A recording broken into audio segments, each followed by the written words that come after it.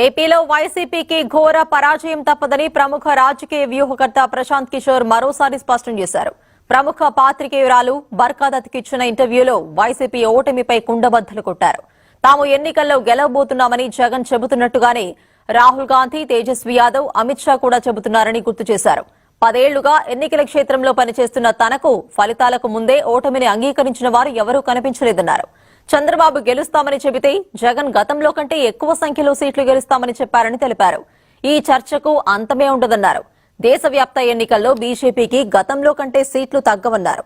దేశంలో బీజేపీ, మోదీలపై అసంతృప్తి ఉన్న మాట వాస్తవమే అయినా ప్రజల్లో ఆగ్రహం లేదన్నారు. ఈసారి బీజేపీకి 2019లో ఉన్న సీట్లకు సమానంగా కానీ లేదంటే అంతకంటే ఎక్కువ సీట్లు వచ్చే అవకాశంగా ఉందని ప్రశాంత్ కిషోర్ అంచనా వేశారు.